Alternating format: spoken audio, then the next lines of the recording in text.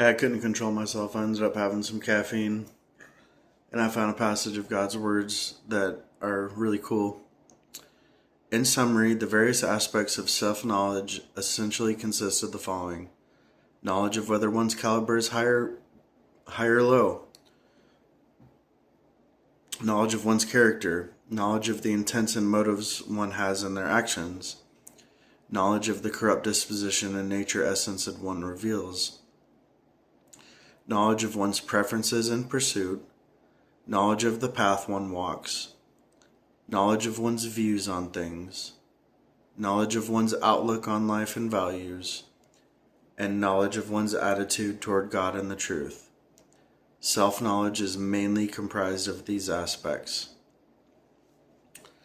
That is fascinating to me. So let's break it down, because I'm just going to use myself as an example, because I know myself better than I know anybody else, really. So knowledge of whether one's caliber is high or low. I think I have low caliber, actually. As much as I brag about myself, I actually think I have low caliber, because I notice that I have a hard time finding the corresponding truth to a situation in God's words. Like, I have a hard time finding the principles in God's words, and not only that, but I have a hard time reaching a wide audience and converting people to believe in Almighty God. I have a hard time with that, which is a characteristic of low caliber. So yeah, I don't think I have high caliber, that's for sure. I might have average or low caliber, but I think it's low.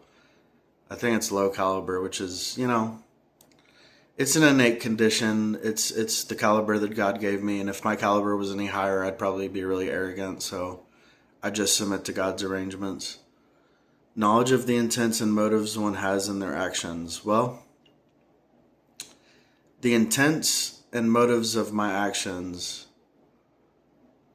are most of the time submission to God, but then when I am having private time by myself or whatever, my only intention and motive in that moment, I mean, you could say the same for eating food. When I eat food, my only intention and motive is to get full off of the food.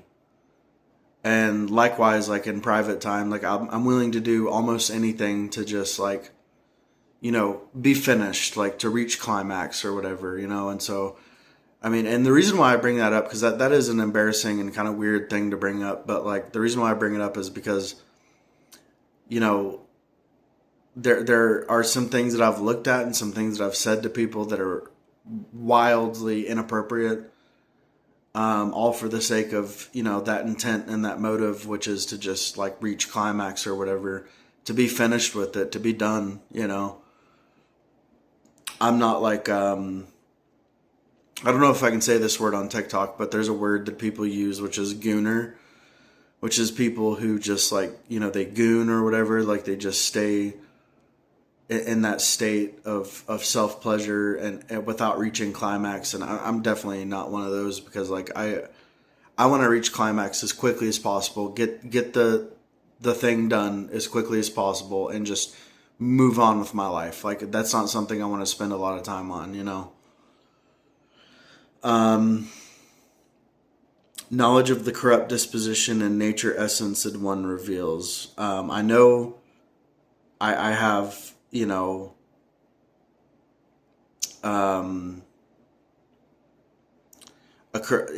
had a corrupt disposition, which my disposition is mostly changed now, but I've in the past I've had a corrupt disposition of wickedness, loved wickedness, the wickedness of beautiful women, for example. That's something that, and even to this day, as much as my disposition has changed, when I'm in private time, bringing that up again. Like I still admire the wickedness of women and or beautiful women. They have to be beautiful to get away with their wickedness. But yeah, it's something that is in my nature. It's in my nature to love women, which has changed a lot because, like, I see women as just creatures created by God now, and I do not admire their wickedness under normal circumstances when I'm of a sober mind. I don't admire their wickedness when I'm in a sober state of mind. Let's see here. Knowledge of one's preferences and pursuit. Well, my preferences, what are my preferences? Like, do interests and hobbies fall under the category of preference? Like, I don't know. We'll skip that one, but I do know my pursuit is to be like Job. But I don't really understand my preferences, but I know my pursuit is to be like Job. Knowledge of the path one walks. Knowledge of the path one walks. Like, the path I walk is a path of doing my duty, so I understand that. That's the primary affair of my life, is doing my duty. Knowledge of one's views on things. Yeah, my views on things are that the world is very corrupt and we need more honesty. We need more integrity in this world. We need more transparency in this world, but that's something that is just like common knowledge that everybody understands. And government, officials will even say, we're a very transparent government. See, we show you this, we show you that. We sign the documents right in front of you. And, because, like, obviously that's very appealing to the majority, and it is an appeal to the majority to value transparency. So, like, that's the common good, that's not anything new, but it's still something that I've learned that is very important. And some things are as long as no one's being harmed, there are some things that can be kept between you and God.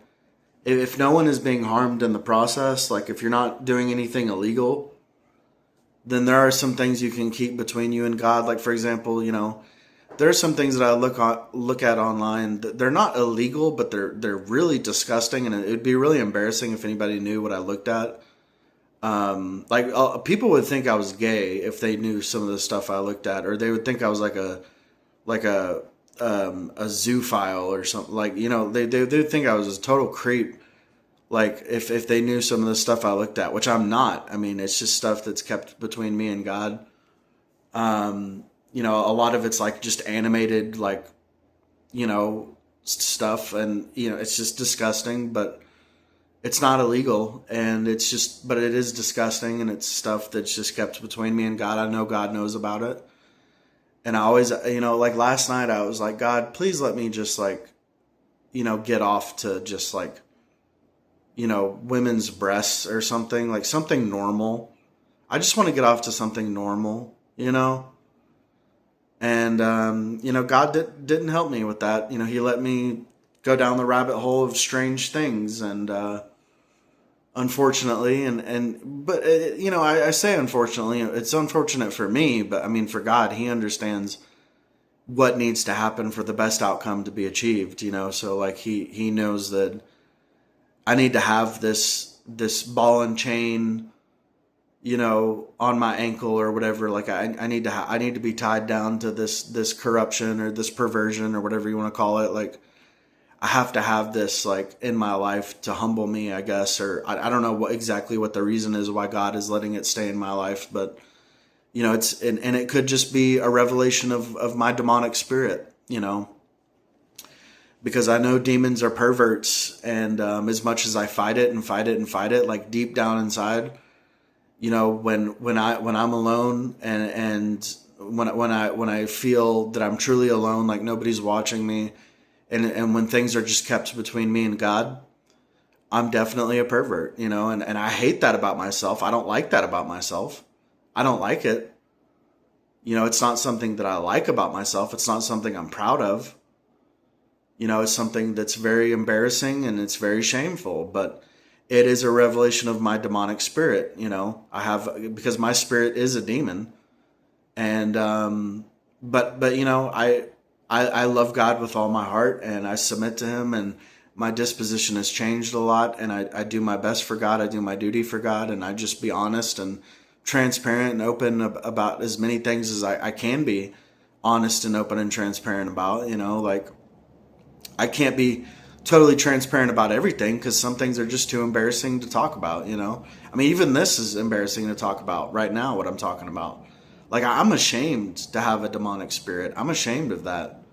I'm ashamed to be a demon. It's embarrassing and shameful to be a demon, but at the same time, I'm also a little proud to be used by God, given, my status, like, given my identity. I'm proud to be used by God because, like, not many demons are used by God. So I'm very honored to be used by God. So, it is an interesting sort of thing. Knowledge of one's outlook on life and values. Yeah, I mean, I believe life is about experiencing the sovereignty of God and loving God. That's the meaning of life. That's the meaning and purpose of life, is to, experience the sovereignty of God, whether be blessed or be cursed, whatever the case may be. It doesn't really matter what happens to you as long as you submit to God and accept his arrangements. And, just experience his sovereignty, experience his arrangements, experience what God has in store for you. And that is the meaning and value of life, as well as loving God with all of your heart. Like, under any circumstances, like, no matter how God treats you, if you can love him, that is the meaning and value of life. Even if he treats you like total garbage, like if he treats you like total shit, like if you can still love him through all that, that's the meaning and value of life, Knowledge of one's attitude towards God and the truth. And there's a lot of overlap with a lot of these, like, aspects of self-knowledge, for sure, because knowledge of one's attitude toward God and the truth, like my attitude toward God and the truth is absolute submission. It's to submit like Job under any and all circumstances, and to love God no matter what, and just to have submission, and to just accept God's blessings as well as his curses. No matter what God gives me or takes away from me, I must submit to him. So that is my self-knowledge. I hope this helps you guys understand your own selves. Give you an idea of give you some knowledge of yourselves. Like, compare yourselves to me. Like, how is your self-knowledge compared to mine? And if you have self-knowledge, like, what are the aspects of your self-knowledge like? Like, what are the elements of your humanity and disposition and attitude, and how does it stack up to mine? Because, like, I'm a demon, so if you can't do better than me, then you're in serious trouble. So, I mean, you better at least be at my level or better if you want salvation. So compare your, like, rewind this video, go back, listen to what I've talked about myself. Like, if you're not at least at my level or better, then your salvation is in jeopardy. It's a rapture in peril, because you're just in trouble. Like, because, like, how many years it's taken, how hard it's been to get to the level that I'm at. And, like, if you're not at least at my level, then you're not trying hard enough. You haven't been working hard enough, or you just haven't believed long enough.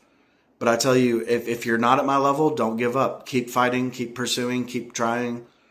Read God's words every day. Don't give up. So anyways, may God's will be done in all of your lives. God bless, and goodbye.